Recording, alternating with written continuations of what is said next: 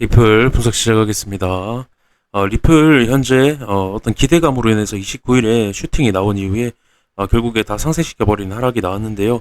지금 움직임을 좀 보시면 단기적인 모습에서 이전에 어떤 상승의 추세, 상승의 부분을 만들어 왔던 어떤 해당 구간을 보시면 상승 기울기가 감소가 되는 과정 속에 있었는데요. 지금 보시면 기울기가 감소가 됐던 부분 한 번에 돌파가 나오면서 거래량 굉장히 많이 나왔죠. 나오면서 결국에는 해당 구간까지 어떤 강력한 저항을 받은 구간까지 돌파하는 그림을 보여줬습니다. 하지만 안착하지 못하고 1시간 봉, 다음 봉에 바로 밑으로 내려버리는 움직임이 나왔는데요.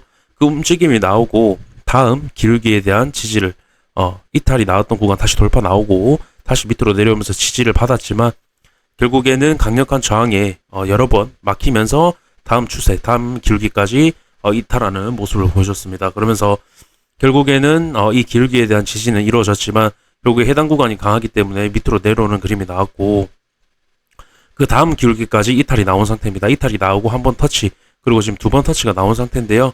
지금 결국에 이 해당 어떤 거래량이 굉장히 많이 동반되면서 어떤 호재 어떤 기대감으로 인한 이 상승은 분명 차트에서는 변수입니다.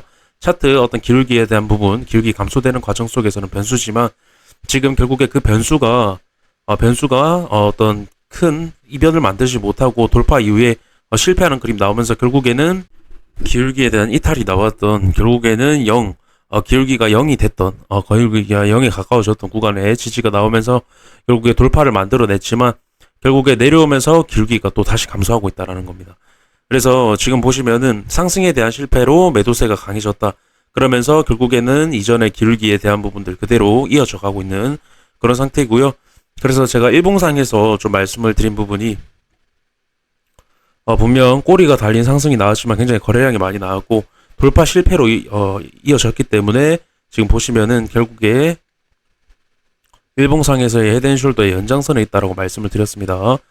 그렇기 때문에 현재 보시면은 헤드앤숄더 머리를 넘지 못했다라는 겁니다. 결국 마감이 일봉 마감이 결국에 밑에서 마감이 되면서 헤드앤숄더 오른쪽 어깨 연장선에 지금 놓여져 있고 결국에는 기울기가 감소가 되는 형태 속에 있고 그래서 이 변수가 큰 이변으로 어떤 큰 상승에 대한 추세 전환으로 이어지지 못했고 결국에는 위에 돌파하지 못하는 그림 큰 이변을 만들지 못했다라는 건 결국에 이 하락세 이전에 계속 이 지지를 많이 받았고 이탈이 나왔던 추세에 대한 저항을 확인하는 과정 속에서 나오는 하락세가 추가적으로 다시 그대로 이어질 확률이 높고 이런 식의 봉이 한 번 더 나왔기 때문에 거래량이 굉장히 많이 나온 그렇기 때문에 돌파 실패로 인한 실망 매물 매도세까지 추가적으로 나오면서 매도세가 가속화될 수 있다, 하락세가 가속화될 수 있다라고 좀 말씀을 드리고 싶고요.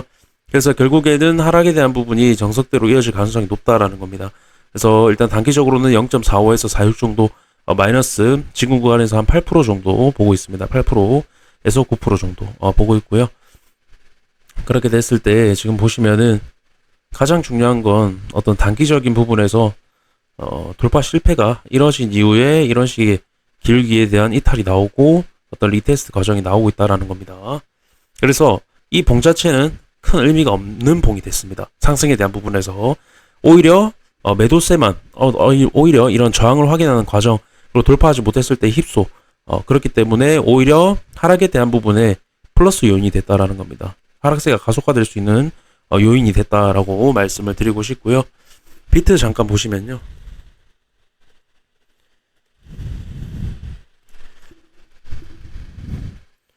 비트입니다. 비트 지금 보시면 4시간 봉으로 잠깐 말씀을 드려보면요. 보시면 지금 4시간 봉 삼각 수렴에 대한 부분이 형성이 되고 있었는데요. 잠깐 돌파가 나왔지만 결국에 안착하지 못하면서 바로 밑으로 내려버리는 그림. 1시간 봉이 마감이 아니라 1시간 봉 자체도 그냥 마감하지 못하고 결국 이런 식의 저항을 받으면서 내려오는 그림인데요. 그래서 지금 보시면 4시간 봉 결국에 비트코인 같은 경우도 큰 일봉에서 또 말씀을 드려보면요. 일봉에서 큰 상승 추세에 대한 이탈이 나오고 큰 상승장을 만들어냈던 이 추세에 대한 이탈이 나오고 저항까지 확인하는 과정이 나오면서 결국에 매도세가 강한 걸 확인이 됐다라고 말씀을 드렸는데요.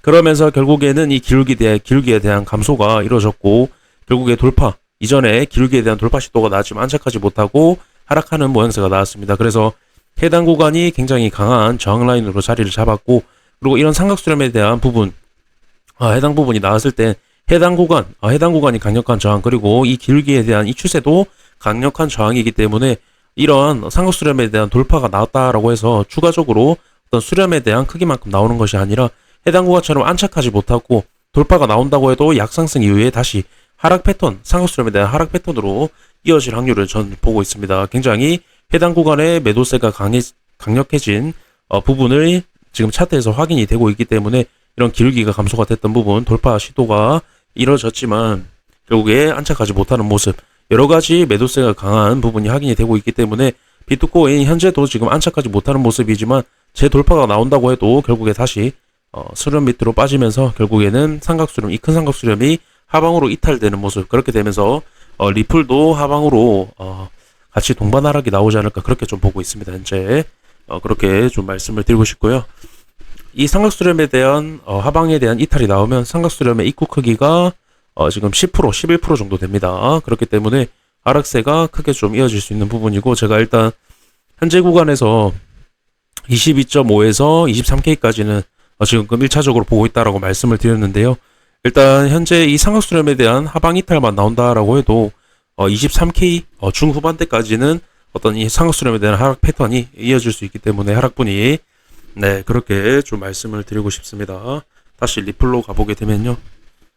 네, 리플도 현재 결국에 급등을 만들어냈지만 다시 상쇄시켜버리면서 결국에 어떤 하락적인 부분, 상승적인 부분에는 오히려 안 좋은 영향, 그리고 하락적인 부분에는 오히려 플러스 요인이 됐다라는 겁니다. 하락 요소에서 그렇기 때문에 이러한 모습은 굉장히 좋지 않은 그림이다. 어떤 돌파가 나오고, 그리고 거래량이 굉장히 많이 나왔다라는 게 중요합니다. 거래량이 굉장히 많이 나왔음에도 돌파를 만들어내지 못했다라는 건 결국에 하락적인 요인에 추가적으로 강력한 하락적 요인이 생성이 됐다라고 말씀을 드리고 싶습니다. 네, 일단 5분 분석 여기까지 하도록 하겠습니다. 감사합니다.